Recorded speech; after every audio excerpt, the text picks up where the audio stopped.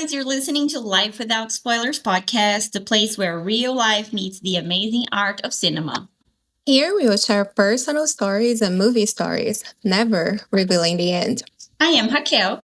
And I am Mariani. Just grab your popcorn and let's join us on this odyssey. So today we will be interviewing Caleb, who also goes by Jaguar. He has a podcast with his friend Jay, where they talk about conscious living. He's been diving in spirituality for a couple of years and shares daily motivational vision on his social media.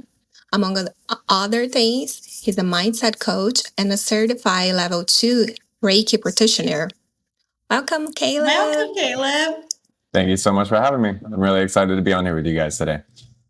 Absolutely. Yay. Thank you for coming. We're excited to be interviewing you. Excited for this? Don't really know what to expect, and that's the fun of it. So we can start by remembering our audience. What is this podcast about? So we ask our guests to pick 7 movies to represent a specific moment of their life. And based on this movie, we're going to develop their own personal stories too. All right, so Caleb, can you tell us what is the first movie you picked to represent your childhood? Yeah, so I picked Muppets Treasure Island. Either of you guys seen that one before? No. I don't think so. We did a research yesterday to learn something about the story of the movie, but we were like, yeah, this is famous in the US, not so famous in Brazil. Yeah. The Muppets are not a thing in Brazil. We know they exist and what they are about, but they're not high up there. Yeah. I grew up on the Muppets, all kinds, all the movies that they did, and but the Muppet Treasure Island always stood out because they took the story of Treasure Island and they just did it with the Muppets, and so to me, I love the whole adventure of it. I love the aspect of you have this main character who's just kind of where he is, but then having to go out and do so much more than he ever expected. And I love those kind of aspects of adventure style movies. Is it like Pirates of Caribbean for kids? Kind of, yeah. So you've got the protagonist and his couple of friends who live in this little inn, and some pirates come looking for this famous pirate that they don't really understand who they're looking for, but the pirates come in and they attack this inn and they burn it to the ground, and so they're forced out. And they go out and they're looking to just live and start a new life, and they end up becoming cabin boys on this ship. And as this ship goes, they start recognizing that some of the people on the ship are some of the same pirates that attacked the inn. And eventually they start figuring out that the ship is going to be taken over, and eventually it is. And so these cabin boys have to team up with the good guys from the ship to try to take down the pirates. And there's this whole character flip of the guy that seems to be the mentor for this lead cabin boy turns out to be the captain of the pirates. And they get marooned on an island and they have to try to take them down before they get killed. But I mean, it's a kid's version of an adult story. So does sound like Captain Jack Sparrow to me. It's like a lot of Pirates of the Caribbean. How this movie marked your childhood? And I would say this one just kind of helped me be more curious about adventuring in life and realizing there's a lot more to life than just the little spot that you grow up. And there's a lot more to people than what might seem on the outside, because so many of these characters, they're presented in one way and then they flip and you find out so much more about them through the story. And so I think early on it helped me start seeing that not everybody's just these 2-dimensional figures that you might think of, just kind of oh, I met you 5 seconds and I figured out everything about you, and keep getting to know them. How was your family scenario when you were a kid? Do you have a huge family, a lot of siblings, or you're more into the only child side of things? Got a pretty big family. I'm the youngest of 4 kids. Wow. My parents are still together. Yeah.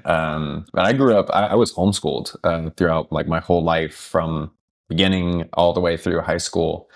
And I knew families with 12 kids. So growing up, I thought I was from a relatively medium-sized family. And then as I've gotten older, talking to people with more 1 or 2 kids only, 4? Holy crap, that's amazing. That's so much. It's too much. And I was like, yeah, I guess so. But I'm glad to have kind of options with siblings because as we've gotten older, we're starting to get a little closer again.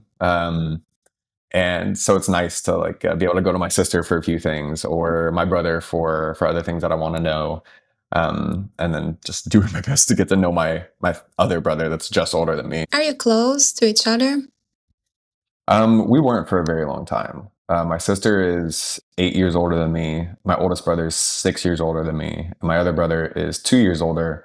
But he and we didn't really get along very well at all. We argued every day as kids, and it definitely drove us apart as we got older. And nowadays he's got kids. Well, all of my siblings have kids. I'm the only one without children. So I can always connect with them about their kids because I love them. I love being an uncle. Um, but like nowadays, I'm much closer to my sister and my oldest brother because we've been making a lot more of a conscious effort to really try to get to know each other. And we're including the other brother as well. Like we have a sibling group chat. Sometimes he participates, sometimes he doesn't. We're just kind of leaving it up to him. Like, do you want to be a part of this? Come on. But it's been great to really get closer with my other siblings again. Like my sister being the oldest of 4 children, with the rest of us being boys, she was basically a second mom to all of us, especially to me being the youngest. And she said that like I was just thinking the other day how Walker, my oldest niece, like is so lucky that she wasn't technically like the first kid that I kind of had practice with you. So cool.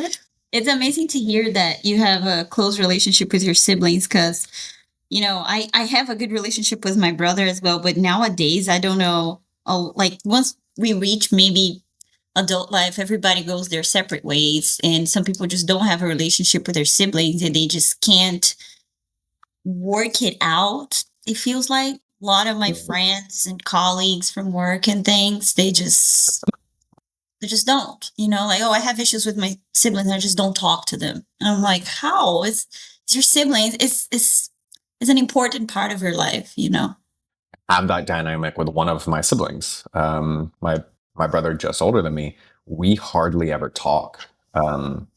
He's part of the group chat, like I mentioned, but like direct communication, we chat and we hang out when we're doing family things. But other than that, it's very rare. So that's why I'm grateful to have other siblings because I've been making that conscious effort because I recognize that same thing a couple of years ago. I was kind of thinking like, wow, like I really am not close with my family because for a long time I really wasn't. So I started making that conscious effort, understanding that, they've got children, they've got their own families. And so they've got a lot of things pulling their attention. So me being the only one without children, I was like, you know what? I can step up and I can start making the effort. I've been a little relaxed on it these last couple of months, but for several months straight, every Monday I was texting them to this group chat, like, hey, how are all of you? What's going on? How are the kids? Here's what's going on with my day, my week. Here's what I got coming up. I have definitely dropped that ball these last few weeks, but now that I'm saying it, I'm like, all right, got to pick that back up. But as we get older, it's a conscious effort. If you don't intend to do it and make it happen, it's not gonna. There's no like magic that's just gonna come around and just do it for you. Yeah, so I was gonna ask you if you and your brother, if you had like this, you share the same room, because my sister and I share the room and we get along well because we had a lot of arguments over, oh, you got my shirt and a lot of things like that. Your sibling's the longest of all of us, so like the three boys were in a room together until Sam was, I want to say like 14 or 15, and then Aaron and I shared a room, I think until I was maybe like 11 or so, like 11 or 12. Like right when my sister moved to college, I went and took her room like immediately because I was just like, I'm done. I don't want to share a room anymore. There's an open room. I'm taking it. And then when we all moved to my parents' next house where they're at right now, there was enough rooms for everybody to have their own eventually, but we also had a lot of exchange students. And so we shared a room for a bit. And then we were able to all have our own room again. So like it was kind of a bit of a back and forth. But even within our own room, we definitely like had like our own space. We each had like our own drawers and stuff, so we knew what was ours. it's hard to really pin down like what made the relationship so challenging. All I really come to kind of see now is that like I was very curious about other people and like wanting to get to know like what makes you you, you know, like what goes into who you are and what you believe. Whereas like the way that we were all raised in a very traditional like conservative Christian way, it was like no, trying to explore or understand things about other religions or belief systems is wrong. And that's where my brother that I'm talking about seemed to be coming from all the time. That like he would see me trying to get to know other people and what they thought and saw that as some kind of betrayal. Whereas I was just trying to get to know and understand better. And that just morphed into other things. And nowadays, as we're older, you know, I've confronted him a little bit about, you know, like the way that I used to feel about him and see him. And I've apologized for, you know, my side of it. That like, hey, I'm kind of sorry I did kind of write you off for a while and I kind of just stopped caring. You know, I don't want that to be a thing. I want to be able to move forward. And in my opinion, I think that's what's usually missing from a lot of people's family dynamics is the willingness to confront and be confrontational. Because so often it's so challenging to be confrontational. It's seen as a bad thing when it's very much needed to say, hey, these are the challenges that I had. I'm not saying that it's your fault, but this is what I came up against. And so I want to bring that to your attention and I want to apologize for my side of it. Because it's not like it was just him like being some asshole to me. It was both of us. You know, he would say his thing, but then I was just as hard headed and just as like combative as he was for a long time. It's really interesting. I'm gonna also like pull the hook for our next movie, but like you just blew my mind with what you were saying before I go ahead and say that because this was this was really hard for me. It still is on my own journey of learning about myself. How to be confrontational without attacking the other person, and at the same time be humble enough to look at yourself and say, "I am also challenging to deal with," you know, because if you don't do that, then you're just building resentment and you're not really opening up for the other person to share about their difficulties dealing with you too, because nobody's perfect, right? So on that same thing, I will pull the hook to ask you about a very tense situation in our life, which is the movie for your adolescence. When you were a teenager and you were still sharing rooms with your brother. What is the movie that you chose and why? Lord of the Rings. And I Awesome. basically just put it in as the whole trilogy because to me, they were all the same thing. Mhm. I grew up on them and I watched them so much that I used to be able to quote all three extended editions all the way, Wow. all the way through. And they're so long. They're like 2 hours at least each movie. Yeah. And the extended editions like get up to like close to 3 hours. And then the last one I think is nearly 4 hours. They were like my comfort movies. They were my just have it on when I was like playing with Legos and stuff movies for a long time. And I loved them so much that I had a friend that anytime we would see each other, we had this game where one of us would say a line from the movie and the other one had to say the next line. And so we got really good at it that we started doing our best to trip each other up by like saying the last line from this scene so that we would have to remember what the first line of the next scene or the last line of a movie to what is the first line of the next movie and stuff like that. And like we really went in. So I was a super Lord of the Rings nerd. Yeah, I love the things we do when we are teenagers. We have a lot of time. Like you wouldn't be like memorizing the lines now that you're an adult and have a lot to do. But when you're a teenager, like, oh, what am I gonna do with my time? Yeah, let's me memorize my favorite movies. I love that. The first movie you said that it was interesting because you could see the characters had like two sides, and your teenager movie is also a fantasy movie. So I was gonna ask you, like, as a homeschool kid, what opportunities do you have to socialize consistently? Because school is a big part of our social life. And if you don't have that, how do you interact with people? Like, how do you get to know people? There are some homeschool kids who really don't venture outside of their family until maybe they're much older. My parents, thankfully, were aware of that possibility, so they made sure we had other opportunities.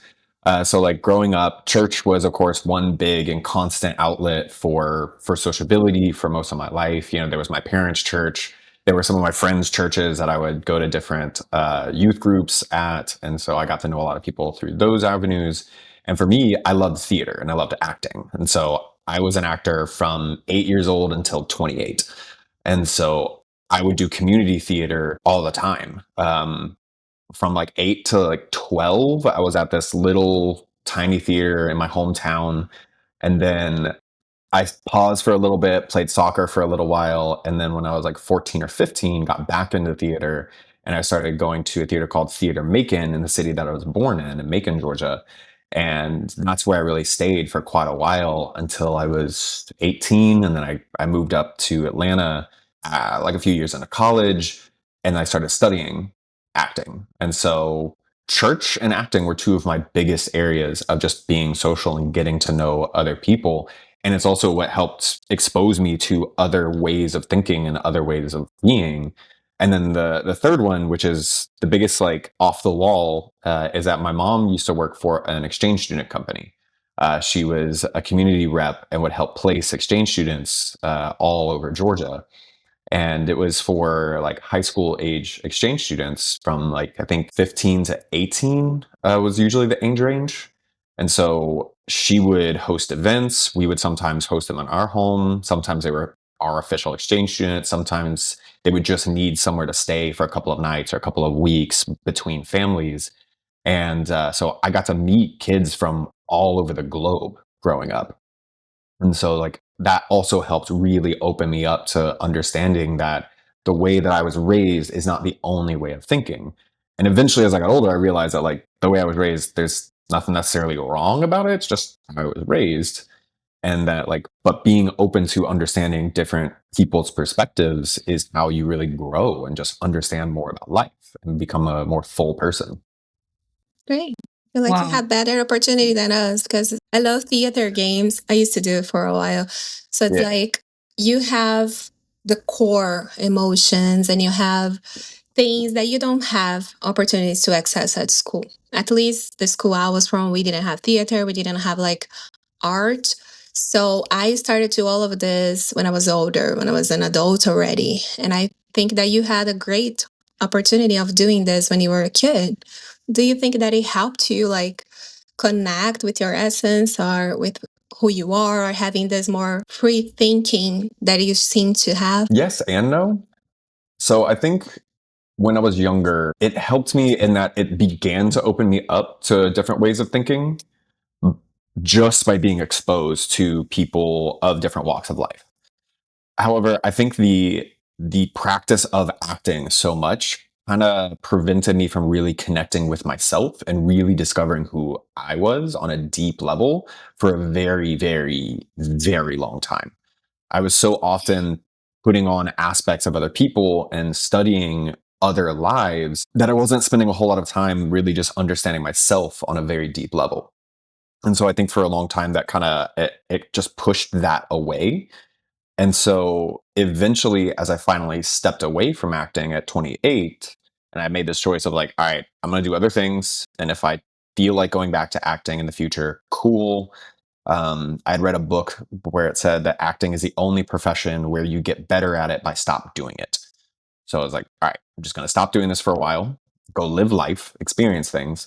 And I think that period is when those two aspects kind of culminated together, where like the expansion that I got from meeting so many different people, plus the studying of other lives, finally kind of smushed together and helped me really just focus in on myself and be like, oh, yeah, all of these things are pieces of what makes me me. And so now they've just kind of helped me become like a deeper version of myself to the point where like over these last 3 years, I have changed and grown more than I probably have in the rest of my life put together. Wow, that's good. And why do you think it happened? Like that wake you up on this couple of years? Well, Like, the what is the first of it difference? was stepping away from acting. That was the initial step. So like me stepping away from that, going and being open to new experiences. But then the second kicker, the big kicker, was divorce. I had been married or I was with my ex-wife almost 6 years in all. And then we separated uh, almost 3 years ago now. And so like that heartbreak, as much as it sucked, like it really started waking me up to all of these patterns that I had had in my life and I was just ignoring. And so as I had made this dedication to start growing and dedicating to myself by stepping away from acting, by working out for my health, with this heartbreak stacked on top of that, I was like, okay, well, damn, right, I've got me, and if I don't have me, nobody else is gonna. No matter like how close you are, there was this light bulb moment of like, it doesn't matter how close, it doesn't matter how much you love somebody else, you're still the only one who has you every moment of your life. And so if you can't rely on yourself for those things, then like you're kind of screwing yourself. And that's not to say to not rely on other people. It's just to understand where it's at and where they're at and what they can and cannot do for you. That's crazy. I read one day that the whole thing with acting, it can mess up an actor's head in the long run because somewhere in your subconscious, you don't know what is real and what is not. Like our subconscious mind cannot differ from what is real and what is not. It just has that experience in it. And when I was reading that actors are constantly living different characters, and all that information is being stored in their subconscious mind. And you, when you're awake and you are, into yourself, you know when you're acting and when you are not acting, but your subconscious mind is still storing all those characters that you made without differentiate, oh, he's acting right now and he's not. So it's really interesting that you came up with that point. I just wanted to make that observation because it's like, wow. So it's true. It's true. That was something I learned after I paused acting or I stopped acting, was that your imagination is so powerful that it allows you to truly experience something even without truly experiencing it. So if you can close your eyes and you can imagine something vivid enough to get your emotions shifting, to put yourself into a state of fear or anger or any of these things, if you have a vivid enough imagination, you have that training, your body and your essence doesn't understand that you're not actually going through that thing. If you can vividly imagine a tiger running at you to the point your body starts reacting, your body and your subconscious doesn't know that there's actually a tiger right there. You're simply traumatized. And so once I learned that, I started looking at like all the things I had done through acting. Like, whoa. Here, yeah. Yeah. Yeah.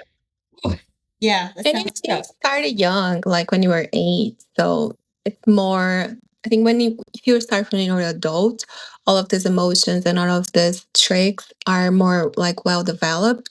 But when you are a kid, the imagination is even stronger in kids than in adults. Like the border of reality is blurred to kids. And then that might be played a role in your situation too. Yeah.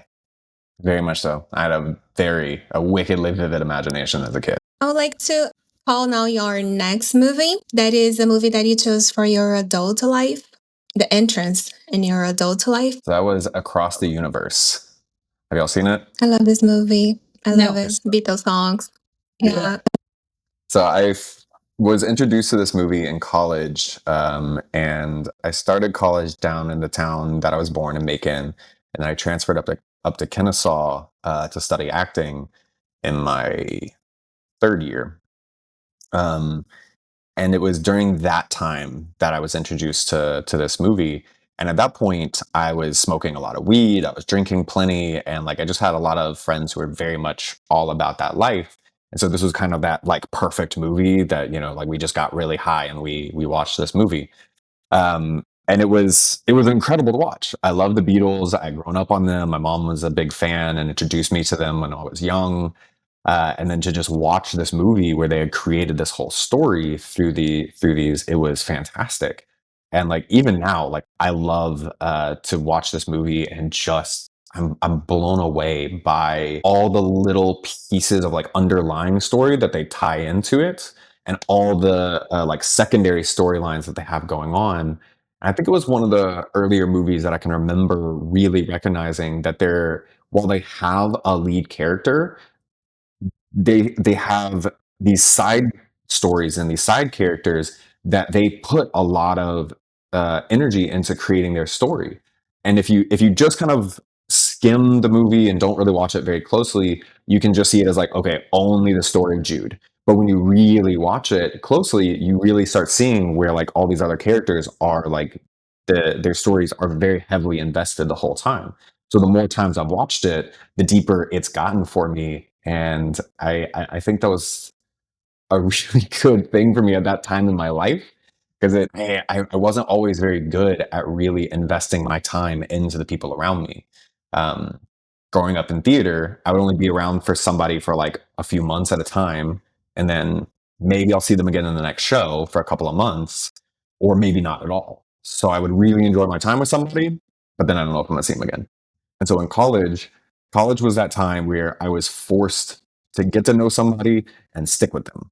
So like if we had challenges or arguments one day, well, guess what? I had to see you the next day. And I wasn't used to that, except for with my siblings and my family. I love this the strawberry field theme.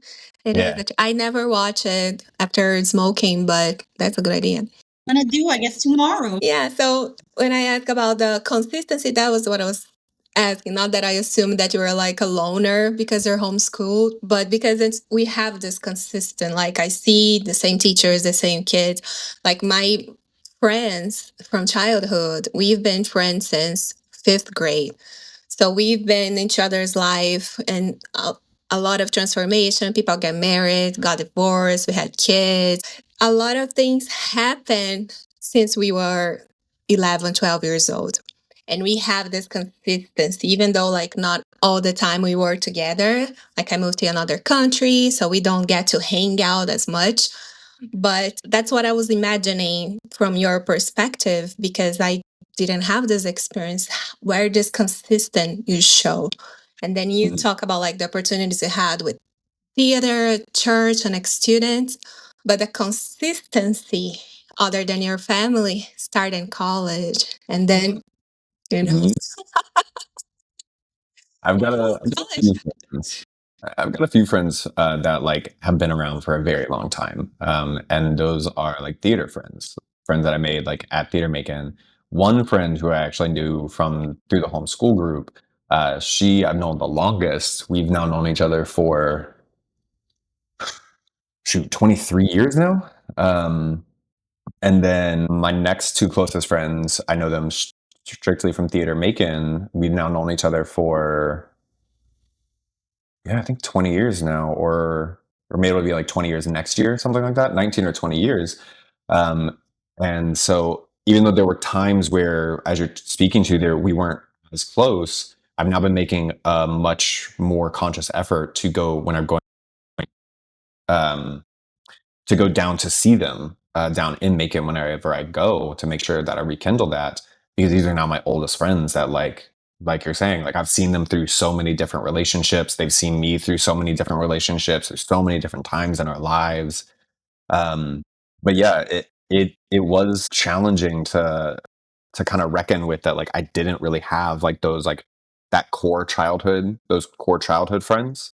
Because the core childhood friend that I would have said that I would have had was this kid that I knew initially through church, but we were just like our families were very close. His name is JJ, and but when we were 18, we had a falling out because I was starting to kind of move away from like uh, Christianity and stuff, and he was not.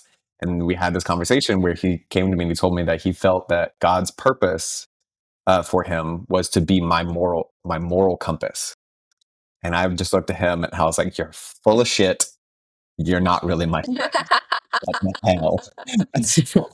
And that was it. Like I've seen him maybe 3 times since then. We sat down to catch up one time briefly before he got married to sit and have a beer.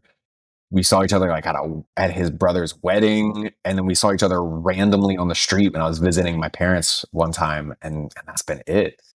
And like that was a hard one to lose because we had known each other from diapers till 18, but it also helped me really recognize that like I'm still okay and I can still be okay and I've still got me and like I'm going to continue on with my life anyways.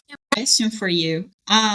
So you grew up on a church, which like what you're saying, it correlates so much with my husband's story because he was also from a big family, homeschooled, go to church, and this. Oh, wow. But you, yeah, that Jordan, you know him, Yeah. right? Yeah.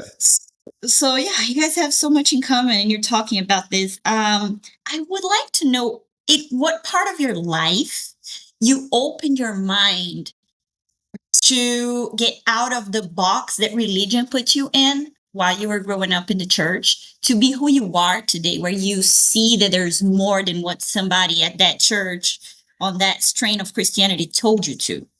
Right. So in what moment that happened and how did it happen? Well, there's really not much of like a single moment. It was this progression for a very long time. When I was really young, up until like 14 or so, I was just like all in devoted to, to these teachings that I had been raised with. And then maybe around like 15 to 16 was when I first started kind of questioning things. And it did start coming in at the same time as I was joining this new theater, and I was just simply being exposed to more ways of thinking. And so I started simply asking more questions, not only like of my parents and of like the teachers of this church, but of myself. Like, okay, why do I believe this? Why is this supposed to be this way? If this is what the Bible's saying, why are all of these people acting in these ways? If this is what the Bible teaches, why isn't anybody actually doing it? Because when I was growing up, my parents had us read from the Bible every morning, and we focused a lot on like Matthew 5, 6, and 7, which is the Sermon on the Mount. But we read plenty of other sections as well. But like I got to know that section of Jesus's teaching really well, which is a lot of people kind of say like that's the core of his teachings. But I would get to know and I would see people in the church that seemed like they had never read it, seemed like they had never paid attention. And then there was this one day I heard someone asking, if you're a Christian, do you really need to listen to the red letters? Which, of course, for anyone listening who doesn't know what that means, that's supposedly the actual words of Jesus. And like that just hit me like a brick. I'm like, what do you mean? Are you actually supposed to listen to it? Supposedly, that is like the truth. And so it started breaking this like my realization that so many people who were here present and Christians didn't understand or know the Bible at all. And so there was this one passage that stuck out to me a lot that was saying that like when it comes to your faith, to either be like a soup, to either be hot or cold, because like the lukewarm, like God will like spit out of his mouth. And so I recognized that I was in this lukewarm kind of stage, and I knew that I was not fully in. So I was like, fuck it. I'm going to actually listen to the Bible. I'm going to do what it says, and I'm going to be cold. I'm not going to pretend like I'm believing when I don't. So I'm going to be here, and I'm just going to learn other things. That drove me into the stage where I was like basically atheist for a very long time, and I became really combative against a lot of people in like a traditional like viewpoint. But then I also recognized that there was more out there. I started to believe the fact that everything that is alive is a piece of that which is God. And the culmination of all of it is what makes up God. And so like that's a theory that I kind of started running in my head for a very long time, from like probably the age of like 16 or 17 is when that really started like hitting, and I really started like kind of going in on that. But it still took me over a decade to really start like standing in that, like, no, this is what I believe and this is how I see things. And plenty of people just took that as like I understand you don't really understand anything, you don't really know what you believe. And I'm like, okay, cool. And then it was around the time that like I had committed to working out for my own health, and then the heartbreak, that when I recognized that like I really needed to learn a lot more and there was so much I didn't know, that I really started diving in with a lot more intention about like spirituality and just learning other ways of being. I'd always enjoyed learning about other cultures and other religions, but never really dove in too deeply. And now I've done a lot of direct studying of a lot of ancient texts and a lot of ancient teachings. and I have a much stronger understanding of a lot of like workings and mechanics of life. And I very much believe now that like that God, the all, is not just some like floating thing on the cloud, but it is this absolutely incomprehensible being that we are all within the mind of, and that all of us, everything from people down to this little mouse, is all an aspect of. And so, like, it's been this long, long journey. And now I can read and see the teachings of Jesus on a much deeper level. Like, I'm going back, I've actually started going back through the New Testament, actually on this challenge from my sister, kind of thinking that I wouldn't, or like, you know, it would change what I believe. And I'm like, all right, fine. So I've been going back through the New Testament and I'm making notes. Like, that Bible that I have in there is just stuffed full of little sticky notes where, like, and for every verse and every passage, I'm just like, these are my thoughts. This is what it means to me. This is how I see it. Da, da, da, da. And like, this is where I think this is a misalignment. This is what I think is truth. And da, da, da, because I very much understand that, like, one, Jesus did not write that stuff. He was not sitting down writing things down. And two, the Bible that I have, it's this study companion Bible that like they've done extra work to give you more context. And I read the context for each of the books of the gospel, and every single one of them, it's saying that these were actually written by scribes, not actually the disciple that it's attributed to. So when I read that and I saw that, I was like, huh, okay. So even that which is supposed to be the words of Jesus is still third hand. It's not his words. It's coming from the memory of somebody who is right there, written down by somebody else. And then after that, you've got millennia of translations and different versions and things like that. And so, like, to me, to say that it is flawless is an absolute error. But that doesn't mean that there's not still value in that writing, in that book, in those teachings, because there still is. But to me, there's still value in all of these other religious teachings. Like, I had Jehovah's Witnesses come into my house the other day. And one of them asked me as we were chatting, like, oh, can I come back? And I said, let me ask you one question. I was like, a few questions. I was like, have you ever studied Buddhism? And he goes, no. I was like, okay. How about Islam? No. Judaism? No. Hinduism? No. Anything beyond what you were raised with? And he goes, no. I was like, okay. Go study anything else, and then you're welcome to come back and talk to me.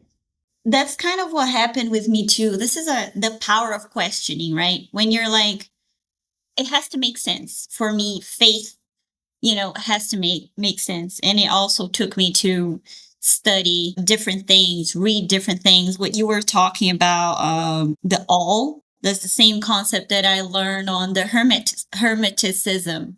Because I read the Kybalion. Yes. And so I read the Kybalion, and some of those is on my nightstand. It's on my nightstand. That same. I'm going through it for the second time right now.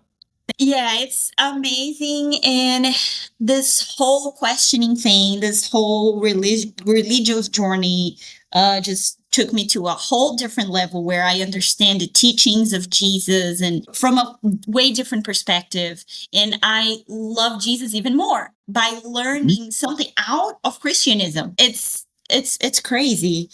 Because I feel like now we love Jesus out of love, not out of fear. Because I feel like when I was in church, with a lot of fear-based interactions and fear-based beliefs, that I don't think it makes us grow. When you learn extra things, when you learn about energy and frequency, you know that fear is a low frequency energy. So how can you flourish in such a low vibration? You cannot. So I think we are all living the same life. And I think and some people are born with a more like rebellious side on them that makes them question more and more, because it's common that people that was like raised in this bubble stay in this bubble until the day they die. They don't have this urge to question, like, oh, what is out there? They don't have this need. And when you are younger and you are in this bubble and this is all you know, it's difficult to come out because you don't know. You don't know what you're going to find. You don't know if you're going to hell. So it's a difficult place to be. But once you break that and you say like, oh, fuck it, I'm going to do it because this is my truth. Then you start to learn things, and life brings you people that thinks more alike. And then you start to finding the Jesus that you didn't learn when you were going to church. And there is like an exercise that I was doing like Caleb. I was reading the Gospels again, but I was reading with the quantum physics vision. And then Jesus is an alchemist. Like he does a lot of things.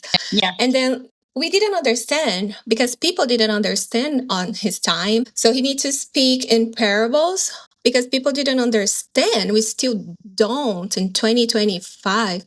But all this like multiplying and a lot of other miracles is pure quantum physics. And the man was a super alchemist. And we didn't realize that because the alchemists for a long, long time were like witches. They're from devil. We shouldn't trust them. And it's amazing. I'm happy that all of us got to free ourselves a little bit because we're still in ignorance. There's a lot of things we don't know, but at least we know a little bit more.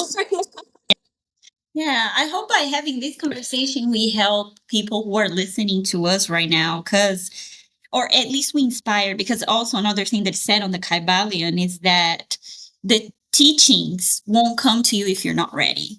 So Yep. us talking all these to somebody that is not ready to listen or to hear, it just won't make sense, and it probably is going to disturb them. But I will be glad if we, through this conversation, at least we can plant a seed on them, and maybe not tomorrow, but a few years from now, they go back into what those three people were talking about. Let me go check it out, because I feel like people need to learn that everything is connected. Who really God is, who really Jesus was, is, because he's out there, he's a spirit, and the world wasn't created to be your little playground because you're human. So no, we have to respect every little form of life, starting from ourselves, because we are a fraction of God, and extend outward to reach everybody else. So yeah, 100%. love this part of conversation. Now I'm going to ask for your next movie, which is Love Life, a movie that you chose for Love Life. I noticed that you mentioned a couple times about your heartbreak. So tell us about it. Yeah. All right. So this one took me the longest to pick. I paused after the first three for several days, just thinking on all of them. And then when I went back to fill them out, I skipped it and filled out the other ones, and then went back to this one eventually. I picked The Princess Bride. And when I remembered the movie, I recognized that it was really kind of the first love story that I just fell in love with.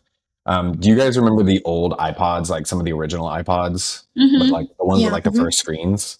Yeah. Like I had The Princess Bride downloaded on mine, and it was the only movie I ever had like downloaded like that, but I had it on my iPod. I watched it a lot. And it goes right in with the theme of like the first two, where like it's this adventure, like fantasy kind of story, but it's also just this beautiful love story of dedication through so many trials and through so much unknown. And I feel that while not in direct alignment with what actually happened in my life, I do feel a connection with that level of dedication that is between the two main characters. Because for anybody who hasn't seen it, they meet and they grew up like young, and like that's when they fall in love, but they barely acknowledge it for a long time, and then they're separated for years. And Buttercup is about to marry a prince, and then he comes back, and then there's this whole like adventure around them just trying to be together. And I find that level of dedication to be absolutely beautiful when you know and you see that, like, okay, yes, this is the one, you know. And while like I say that like it's not a direct parallel with my life, because I mean like I fell in love and then it didn't work out, and while it was painful for a while, I can see it as like one of the best things that ever happened to having my time with her, but then now not being with her. And then I was in love one more time since then for a short amount of time. And that was also incredibly painful in its own way. But what I've recognized is that like when I fall in love, I'm there. Like I am completely dedicated to that person. And it's taken different forms in different relationships. But when it comes to like, yeah, you're the person that I want to spend my life with, like it's there. And I'm the type of person that I will go above and beyond when I see that that is something that is necessary or called for or just gonna be a good thing. I love being able to go above and beyond for the woman that I love. You think that you perceive love as effort, like something you have to work for? I used to. I definitely used to. Um, Growing up, I saw a whole lot of examples of love being this like combative and argument based thing from my parents to other parents that I was around. Like that was just something that was normalized to me. And so when I was in my marriage, we had a really good friendship, but we also argued a lot about plenty of things. But I didn't see that as some red flag and I didn't see that as some problem. I just saw that as like, yeah, this is just part of a relationship. This is just part of marriage. We'll figure out what we need to figure out, and yeah, we'll argue, but it's fine. We're gonna keep making it on through. And it wasn't until after the divorce that I started seeing that, like, oh yeah, maybe you don't. It doesn't have to be that way. And so the next time that I was in love, like there was plenty of arguments, but I was beginning to get a little bit better about like, let me calm the fuck down. Let me understand what's going on within me so that we can come at this in a better way. And I did my best with it, but there were dynamics between the two of us that still just didn't quite work. But it kept pushing me and guiding me towards love isn't supposed to be this horrible challenge your whole time that you only get like brief moments of like, oh, this is incredible. um, what I understand love to be now is the absolute acceptance of everything that is constantly demanding more of you. And so by loving myself, I accept everything about who I am. But then I also demand more of myself and like, how can I grow? How can I be better? And what I want from a partner now is that same. I want someone who accepts everything about themselves and is constantly demanding more of themselves of how can I improve? How can I be better? I'm not saying like every moment, every day has to be this like climb to be better, but just simply like, okay, if I see this misalignment or if I see this challenge in my life or this wound in my life, I'm gonna clock it and I'm gonna do what I need to work on that in my time, rather than ignoring it, rather than like, nope, that's not a problem, and pretending that it's not a problem at all. And so the way I see it now, and I'm hoping, because I mean, I have not found that person just yet. I'm hoping that by being in that state and finding someone in that state who matches me in that capacity, that we can build a love that is based on this absolute acceptance of the two of us, of who we are, but also demanding more so that we can grow together and actually continue to grow together. And so that way, anytime we do come into conflict, because it's going to happen, we can fight for each other and for the relationship rather than against each other. Because that was happening so much in my marriage. That was happening so much in my next relationship. We just fought against each other. I began to learning to fight for the relationship, but I still wasn't very good at it in the last relationship that I was in.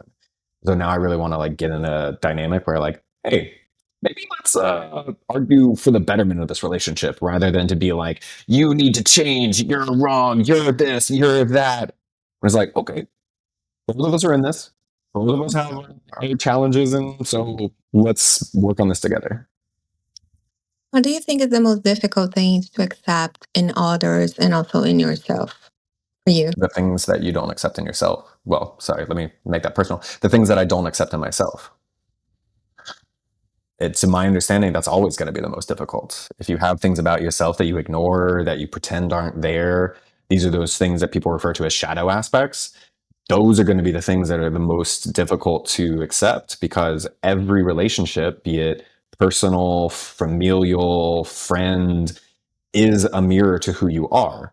And the deeper the connection and the deeper the container that you agree upon in that relationship, the stronger that mirror is. And so that's why it winds up that like the person that you fall in love with, that you're in a loving relationship with, tends to be that strongest mirror and tends to activate you the most.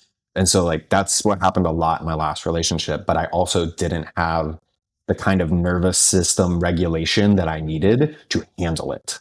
But I could see myself so much because she saw me so well, and there were so many aspects of her that were so similar to me, to my aspects that I wasn't dealing with yet, that we were seeing ourselves really clearly, and it was really confronting, and neither of us were really ready for it. Neither of us were really ready to admit, oh yeah, there's still a lot of areas that I'm arrogant. There's still a lot of areas where I'm really just thinking about myself. There's a lot of areas that I'm not showing up. What it became was, oh, nope, no, look at that. Nope, this is too much. Nope, nope, nope. And so for me, it was seeing my arrogance. It was seeing where I really wasn't showing up very loving. It was seeing where I wasn't being very considerate of her feelings. And it was because I wasn't giving those things to myself. And now as I've looked back on like what continued to show up between those two relationships, I can see I wasn't loving myself very well, very deeply. I wasn't being very considerate of myself and what I needed. And I was really not accepting myself on this deep level to really see like, yeah, this is what I need and this is what I want. And I'm going to stand for that. And if that's an issue, then okay, we need to figure this out. But if it's something I need, it's something I need. Yeah, I was gonna ask if you feel like because of your background in theater and all, if you in conflict moments, would you like put a character to deal with that, like to deactivate from the real situation? Wow. What a question. Oh, all right. So I think in my marriage, yeah. Because I was so removed from who I was. Like I was talking about earlier, while I was still acting, I barely knew myself at all. So much of who I was coming through some kind of performance of who I thought I needed to be or should be. So yeah, probably like 90% of the time, probably. Oh so my to my ex-wife, if you're watching this, sorry about that. My bad. I wonder what character though. Was it Jack Sparrow, Spider-Man? Who are you? Probably. Oh my God. And so in my next relationship, I was definitely getting a lot better at like really understanding myself and still connecting with myself, but I still didn't like fully understand myself very well at all. And there's this big aspect of who I was that we haven't touched on at all. I used to identify as non-binary. And so like I identified as non-binary for such a long time and so strongly that I even have a tattoo for they, them on me that I don't intend to change or get covered up because it's just a part of my story and who I am. Right. And it makes like who I am now, I feel a lot more powerful and that like, yep, that is a fact of who I was. And that was a truism throughout both of those relationships. I was identifying as non-binary in this aspect of running away from my own masculinity and being in that masculine presence and in that masculine power because I thought it was a dangerous and scary thing for a long time. So innately from living that way, I would be living false, living just like not really true to myself and who I am. So yeah, I had never really considered that except for that right there. Once I recognized that like, okay, yeah, no, I am a man. I see myself as a man. I identify as a man. And for years I wasn't. So I guess there was an innate performance in that. I just never really realized that like, well, yeah, that was probably a form of acting for most of that time. Yeah, I was going to ask you, what took you to down the path of I am non-binary? Like, what was your questioning that you found yourself on that place? Like, this is what I am going to assume to be. What did you feel that took you there? So when I was younger, I was very close with a lot of girls. A lot of my closest friends were girls, and I had close guy friends, but it was just always much easier for me to be close and be friends with girls. And there were a whole lot of men and guys when I was younger that like all I really saw was these like unhealthy, damaging like versions of masculinity that created this narrative of like, you know, oh, the masculinity is bad. And then being so close to women for such a long time, I was also hearing the horror stories about about shitty boyfriends, about guys that hurt them, about scary men and stuff. So I had all of these narratives just kind of running for a long time that I disassociated from it completely. And I just like, well, I don't want to be there. And so while it wasn't like a conscious choice, I was unconsciously just kind of separating myself from and just not wanting to be associated in any way. Mhm. And then in college was the first time I heard the term non-binary. And when I heard it, something clicked and I was like, oh God, whoa, what? So I started learning about it. And then I was like, okay, well, this is it. This is that thing. I don't see myself as either man or woman. I'm something in Mhm. between.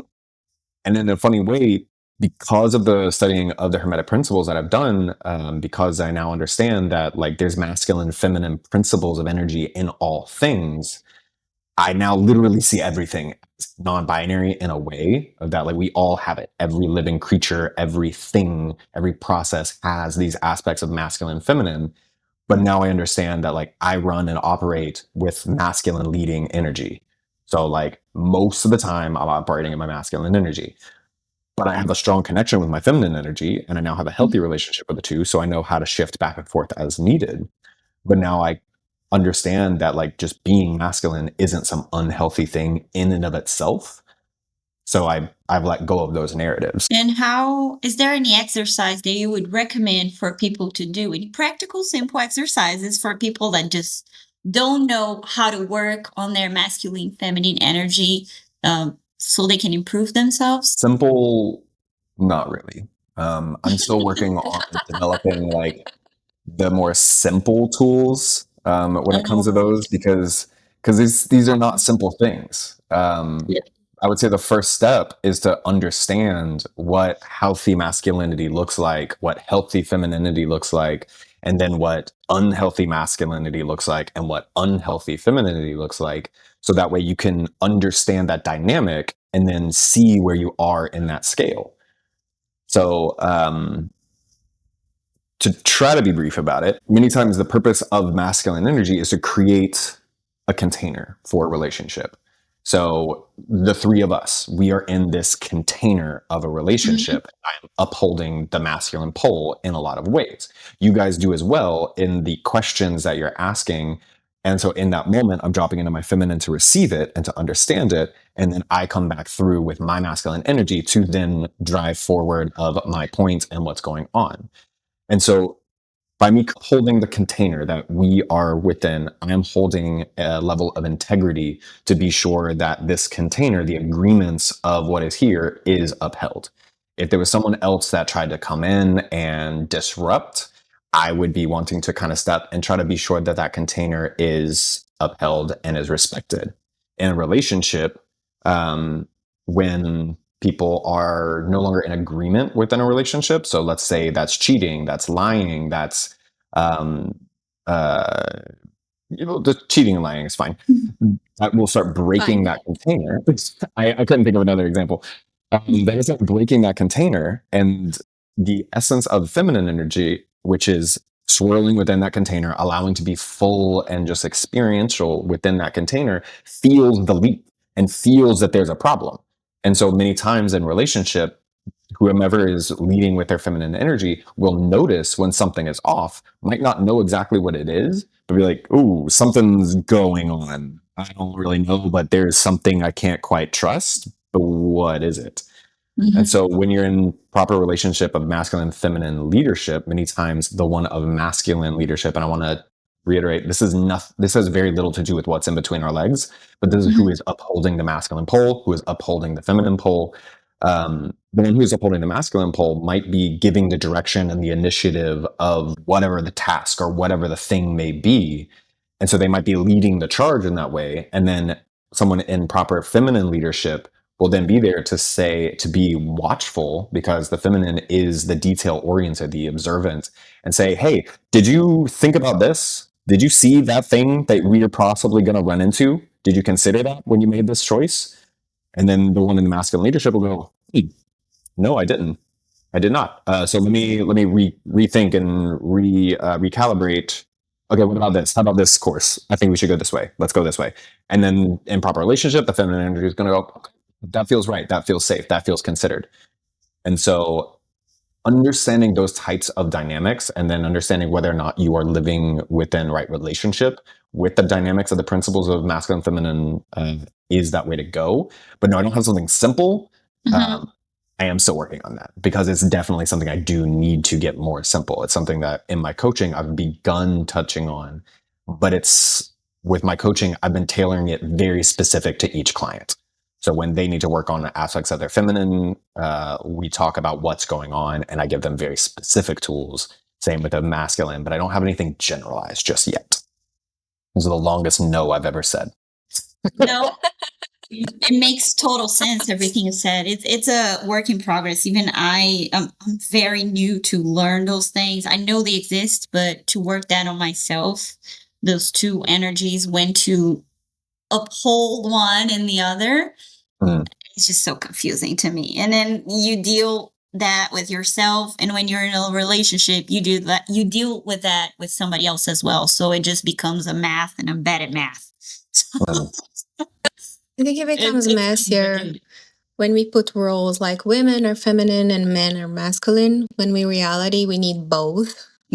Because it's not like, even if you're a feminine woman and you are like observing, like you said, you're not going to be like that all the time because you're not going to wait for a guy to do all the decisions for you. So you have to have your masculine energy in order to make those decisions when nobody can make them for you. I remember that when I started this journey, I went to a retreat on a spiritual energy.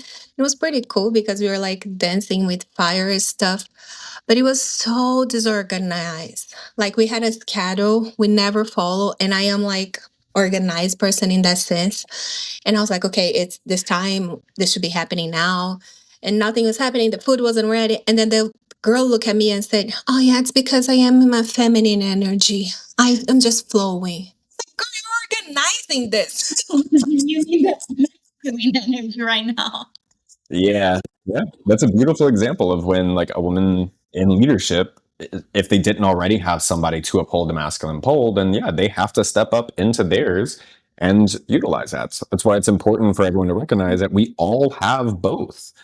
Just a couple of weeks ago, I went and I had lunch with that friend that I mentioned that I've known the longest. She's a woman, and I had been sitting in my masculine pole like heavy for months, organizing everything for everything that I was doing over the last like months leading up to this lunch. And we only have lunch maybe like once every 3 to 6 months. That is that's all we see each other. But we hang out for like 3 to 6 hours just catching up, you know. And so when it came time for us to hang out, she was like, we started talking about where to go. And the conversation wasn't really going anywhere because like I was just like kind of tapped out. And then she just made the plans. She did the thing, told me when to show up, told me where to go, and like made the reservation. And like when I got, I was like, this is so beautiful just to be in my feminine for this and just let you take this. I was great because I had been just operating my masculine so much that like I wanted somebody to just like take it for a moment. Like, all right, cool, thank you. Let me just breathe and like not worry about this. And that was a beautiful thing. I love my masculine energy now, but sometimes, yeah, I need to sit back and just experience and receive. Receiving is important and also challenging. We you talk about love like this battlefield of conflict, and I would like to pull a hook to our next movie, which is the movie that represents a difficult moment in your life. So I picked Braveheart. I'd say I don't know how much it represents a single difficult moment, but I do love the story in it and behind it when it comes to carrying on in the face of what seems like insurmountable odds or futile efforts. Because so often when it comes to making a legacy or building a legacy, we don't get to see what that's going to really mean. We just simply have to continue on with what we see as right and do our best to live as our best and continue on. And the ripple effects of our lives will continue on way beyond us. And so we have to think about like, okay, what do I want to put out there? What kind of legacy do I want to try to have? Even though we're not actually in control of what other people are going to see or think or feel, we can still command what we put out there with intention and with best intentions. And then when we come up with like blocks or challenges in our lives, are you going to let that block or that challenge break you and stop you from continuing on? Or are you going to say, no, this is worth it. This is worth the challenge. This is worth the struggle. This is worth the effort. So let me just continue on. And so Braveheart really represents that to me, because dude had a rough life. Dude had a lot of challenges, but his legacy continued on. I like that you chose the word legacy, because we don't think about legacy that much. I feel like most people are just existing and trying to survive.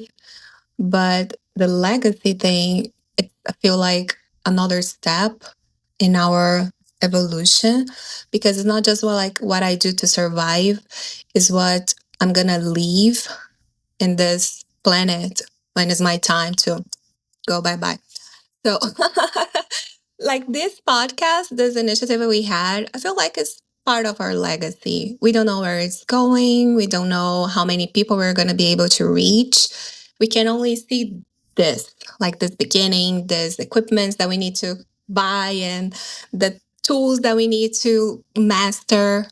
But at least we begin, right? I feel like a lot of ideas, they get lost on this field of what if. And I feel that when we overcome this what if is where our legacy takes place. So I love that you chose that word. I think everything is like an echo. It echoes into the space. Everything you do, I believe every little single action of what we're doing here at every single moment, it's going to expand and keep propagating. I think it's the right word, like wavelengths. Propelling, propagating, they both work. Yeah. That it just keep going. And I feel like this podcast is about that as well. When we had this idea, just, hey, let's put something out there. It's going to reach somebody that we have no idea where he's at, but it's going to reach that person. And that's, I think, the magic of this. I know we were talking about Difficult Moment, which is the movie Braveheart you chose. I am going to pull the hook for your next movie because I think it has to do with that. I think we learned about it on The Difficult Moments, which is a movie that inspires you and why. And I feel like that's your field, right? Yeah, that's what you do and how you help people. What's the movie that you chose and why? I picked October Skies. I saw this movie back when it first came out. I don't remember exactly how old I was, but I was young. And I think this was one of the first movies that I watched, and I was truly just inspired by the story. The story of this poor kid who is just in love with rockets and the potential of space travel, and has this hero, Werner von Braun, but so many people that are around him see his hero as this bad person because he's from somewhere else. He's not from their place, and they don't understand what he's really doing. So there's so many people who are kind of coming at him and trying to prevent him from really exploring this curiosity about rockets, but he persists on anyways, and he ends up succeeding in building these really incredible rockets, and ends up actually in I think he gets a letter from Werner von Braun. He had written a letter to him and receives one back. But just the simple fact that even though there was so much coming up against him to stop him from the people that were closest, from his own community that just didn't understand what was going on, he pushed on anyways, because it was what he loved to do. It's what inspired him. And so he did it anyways. And so I appreciate you connecting this to what I do, because you're right. I love giving encouragements and little nuggets and seeds for how can we love ourselves better? How can we live a little bit better? Are we going to become perfect? Probably not. But we can always do little things to try to improve and try to do as little damage as possible while trying to heal ourselves as much as possible for the benefit of the next generation, for the benefit of those around us, for the benefit of those who came before us. And so mine started going back to the divorce yet again, it was when I was in a really, really dark place. And I felt very isolated. I felt very alone. And so I picked a few friends and I asked them if it would be okay for me to start texting them every single day with some kind of encouragement. And so what I would do is something from the day before or something from that morning that inspired me or something that I learned, I would write it out in a text. I would send it. And I started this long list. Now it is ridiculously long because I've been doing this for 2.5 years now or so. So I started texting a bunch of people. It grew a little bit. And then somebody gave me this idea to put it up on Instagram. So I started doing that. And then someone else pointed out the fact that, like, I've got a nice voice, I've got a good presence because of my years in acting. So I should make videos. So I started doing that on TikTok and flipping them over. And now it's become this really beautiful daily practice that my primary audience is me. And it's always been. From the very beginning, my primary audience was always me. And so, like, I've been asked, like, what if nobody watches it? Okay, so what? Like, I'm still my primary audience and I love doing this. And the longer I've done it, the more people who've reached out and just kind of said, like, hey, like, these really help. These are really beautiful to watch. I really love seeing these. Thank you for doing this. And it doesn't really take a whole lot of time out of my day. And the practice and dedication that it has taken has built this beautiful muscle within me to really just see the good in as much as possible. Like, do I see negative things? Yeah, sure. Like, they're around, but I see them in a new way. If I see someone doing something like asinine, like driving recklessly, rather than just saying, like, what an asshole, oh my God, that guy, I'm more like, wow, what is happening in his life to, like, make him rush over and put himself and other people in danger? I hope he's okay. Please don't hit yourself or anybody else. Like, it's just grown my compassion so much. I was going to also ask you, since we're talking about inspirations and you were just talking about your work on social media and all the channels, but why Jaguar? Why Jaguar? Jaguar, yeah. Go by the name. So about 2 years ago now, I was on a retreat in Tulum and we were doing an ecstatic dance. And the woman who was leading it instructed us all to first just start moving around the space and move fluidly, move however felt right. And that eventually, as we moved, some kind of animal would become apparent to us that we were moving around as. And as it became more and more apparent what kind of animal we were, just to embody that animal. So as I started moving around, like, I was moving very sleekly, but I was also very low to the ground, and there was a lot of power behind it. And so I just started moving in this way. And then we were told to start interacting with the other people in their animal forms. And, like, nearly everyone that I started interacting with, they would just kind of bow down and, like, bow out of the way and, like, oh shit. Like, there were only two people that didn't. And later on when we talked, one of the woman who didn't, like, bow down, she was embodying a lion, and the man who didn't was embodying a bear. And I was like, makes sense. Okay. Two things that wouldn't bow down to a jaguar, because it became apparent to me that I was a jaguar in that moment. And so, like, I recognized around that time that the jaguar was my primary, like, spirit animal, my animal totem, if it were, because I know there's a lot of charge around, like, some of these terms. But basically an animal that is there to help guide me in a lot of the principles that it represents. It was about maybe 9 or 10 months ago. I was on my first Sacred Sons retreat, which is a men's organization that is now international. It started down in San Diego, California. It's about 7 years old now, I think. I started down with them, and on this first experience with them, I felt the calling from spirit to start going by the name Jaguar. And I didn't. I was kind of like, nope. That sounds dumb. That sounds like really arrogant and like, So I ended up talking to somebody about it, and I talked to the wrong person about it, just to be perfectly frank. And she questioned that in that same way. She was just like, this just sounds like it's an ego trip. Like, why would you want to do this? Like, I think this is just ego. So I was like, okay. And I just did it. And so then it was a couple of months down the road, I was at another Sacred Sons event, We've been doing a lot of really good work. And then the question was posed to everybody while we were all just eyes closed and just in our own space. How can you love yourself better? And there were two things that came to mind at the same time. And going by the name Jaguar was one of those things. And so as then we were then talking about it later, and everyone was asked, like, do you want to share what came up? I was like, yeah. So then I said right then and there, like, this was a way that I can start loving myself better, is to start going by this name. And so I begun at that time. And so since then, there have been a few people who've confronted me and be like, why are you trying to change your personality, your identity, and like who you are? I'm like, I'm not. My name is still Caleb. My name is Caleb. I also go by Jaguar. And so like I see it now as almost like a nickname for those who are not spiritually connected, and those who are, it's my first spiritual name.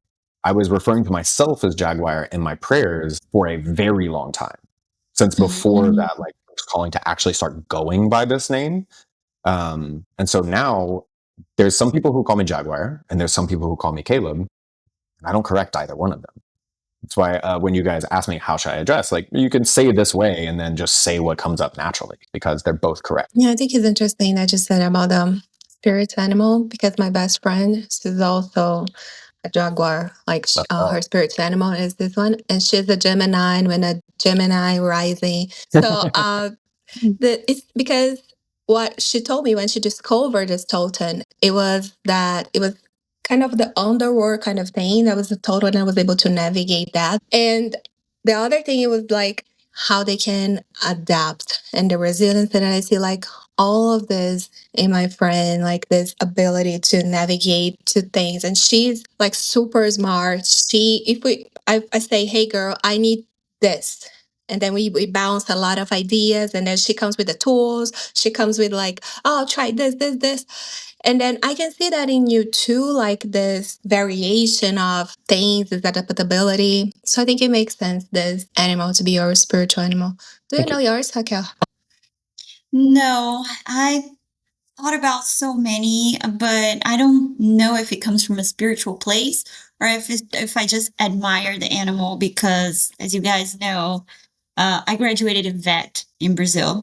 So I love every type of animal you tell me. So, I admire, I have a lion on my back. I tatted it on my back. It's also my sign. I'm a Leo. And I always admire the animal, but I also love sharks. I admire them a lot.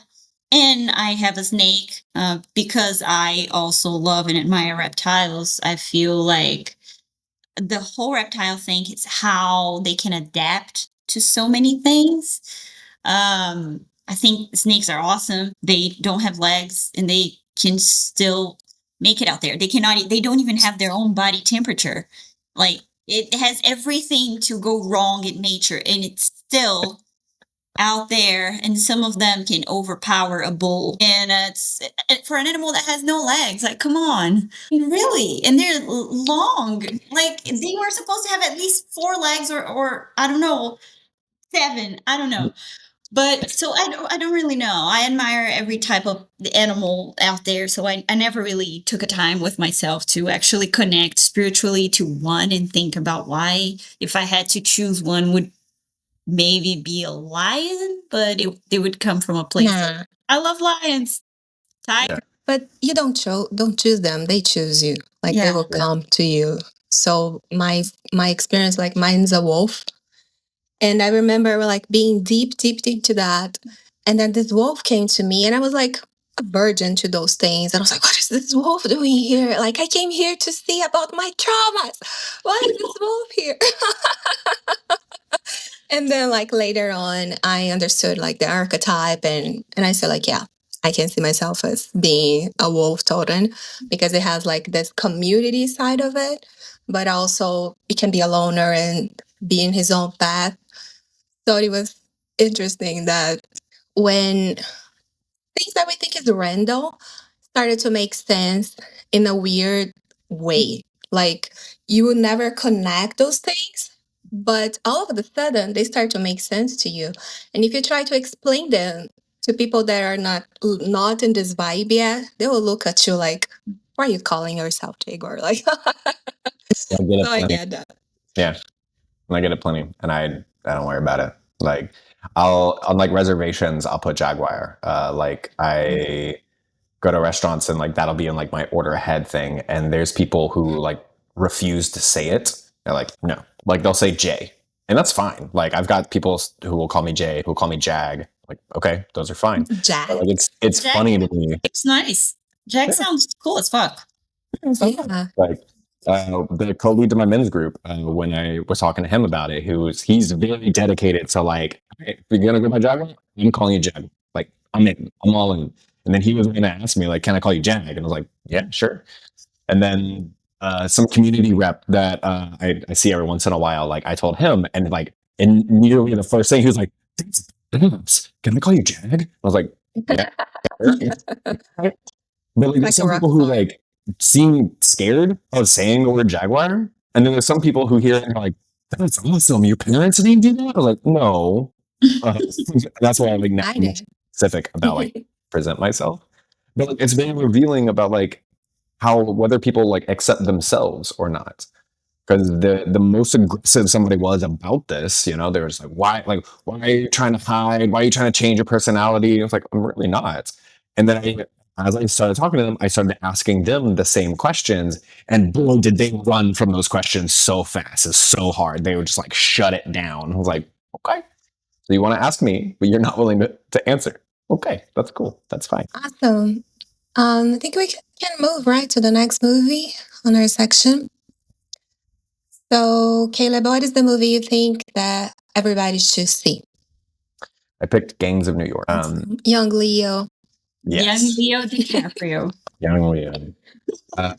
It was one of my earlier favorite movies. It was also just one of those early movies that I saw that I was so impressed with all of the acting in it. Just absolutely beautiful work on all of their parts. And then it's another one of those stories where you have different sections and factions of people who seem opposed and end up fighting when really they all would have been better off had they accepted each other, had they tried a little harder to understand one another and tried to come together rather than just, nope, you guys are awful, you guys are terrible. And so because they were stuck in this mindset, so many people in the story get killed, and they die because they're stuck in this fear mindset, stuck in this like me versus you kind of mindset. And there's a lot of self-hatred that is conveyed in that movie, because this is set in early America, New York, when Irish people really were not accepted unless they basically eschewed their own Irish heritage. And so you've got like a couple of characters who do that and who like trade their heritage and the connection with their own people and who they are for a seat at the table, at someone else's table. But even when they get this seat at the table, they're not respected while they're there. They're not loved in any way. They're still laughed at. They're still like mocked in so many ways. And very recently on one of the trips that I was on, while having some really powerful conversations, the conversation of lineage came up, and I was asked, what mine is. And so I was like, oh, I'm about half Irish, I'm about a quarter Scottish and a quarter English. And there might be other little things spattered in there. I don't know. I haven't taken a DNA test, but that's what I know of. And then later on in the same conversation, I said the phrase something along the lines of like, well, I'm white. And then my friend, who his background is primarily Jewish, he looks at me and he goes, you're not white. You're Irish, you're Scottish, you're English. And in that moment, I heard him and I was like, oh my God. I had never thought about how simply referring to myself as white is whitewashing my actual heritage. Now, like, are the people that come from this space considered white and Caucasian? Yes. But by only ever referring to myself as white, I'm ignoring where my actual family came from. I'm ignoring the stories and all of the traveling and all of the beautiful culture that comes from these different places. We talked about Braveheart earlier, which is set in the struggle for Scotland, which is a quarter of my lineage. Gangs of New York is a lot of the struggles for Irish people when they came into the US. And both of those stories are fighting against aspects of England and English, who is another part of me. And so, like, there's so much there. There's a lot of rich history and a lot of beauty. And there's also a lot of darkness in that there's so much of my lineage, because I'm a piece of English, that like so many English people tried to take over the entire globe. And that's something that I need to see and recognize and understand so that I can make peace with it and better connect with people rather than just ignoring it. Be like, yeah, no, I'm not associated. It's like going back towards like when I was identifying as non-binary and just pretending that I wasn't masculine. Yeah, no, I'm not a thing. I'm not a thing. It's just really, really unhealthy to live that way and think that way, in my opinion. I agree with you. Yeah.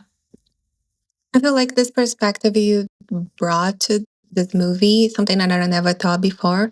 And it's also so cultural centered because like we are from Brazil, and Brazil, I was reading this week, we were like, there was a research that said that we are the biggest country where there are more mixed people.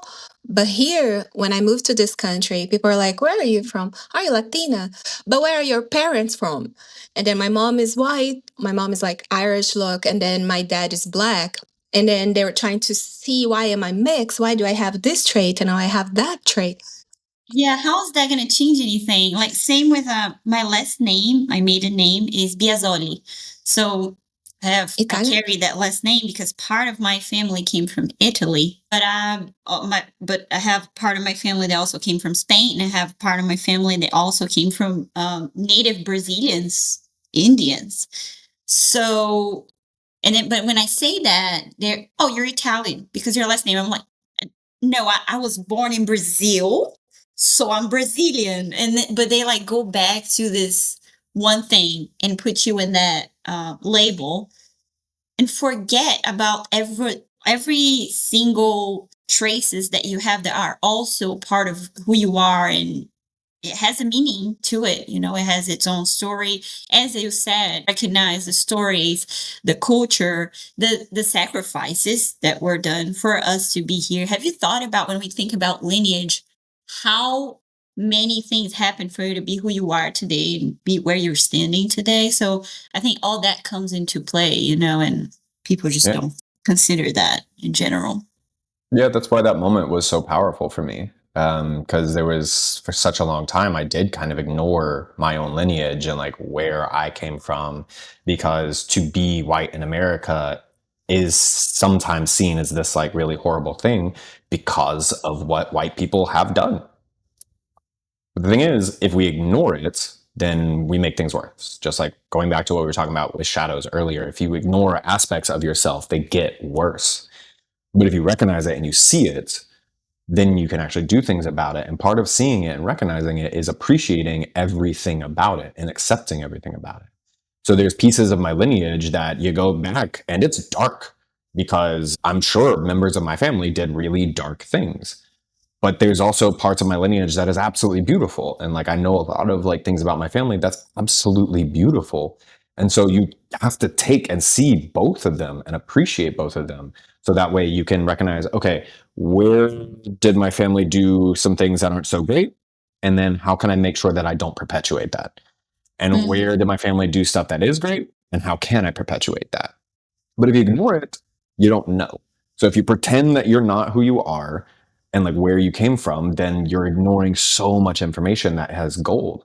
But also, if you like, to your point, if you're ignoring where you are actually from, I was born in Georgia, the US, in Georgia. I am a native Georgian. Was my family rooted here for the last thousands of years? No, my family's only been here for a couple of 100 years. But we are still native of here for several generations back. And then, yeah, beyond that, we go back to another space. But I'm Georgian. This is my land. Yeah, I was having this conversation about territory last night with my sister-in-law and my husband. We were all on the phone for a while, and then we were talking about traveling. She doesn't have a passport. And I was like, well, you need a passport. And then she paused for a second. I was like, and she was like, why do we even need a passport? Like, why do we need a passport? She was like, well, because that's how the world works. You need something. Like, you need a visa, you need a passport to go somewhere else. And she's like, but it's one world. It shouldn't be like that, you know? I have that question in my head all the time. Yeah. Why do we need documents to go to a land that we're all standing on? Yeah. Different parts of it, but we're all standing on it here. It's like owning water. Like, yeah, this part of the territory starts America, and this part of the territory starts North Africa. Sea, water. Owning water? Like, what? Come on. Yeah. And as a wise man said, imagine there's no countries. There's no countries. So with that, we will wrap it up this episode today. Thank you, Caleb, for your presence. We had a great conversation with you. We did. You set the bar really high now for our next. Yeah. Thank you guys so much for having me. This was a lot of fun. I had a great time.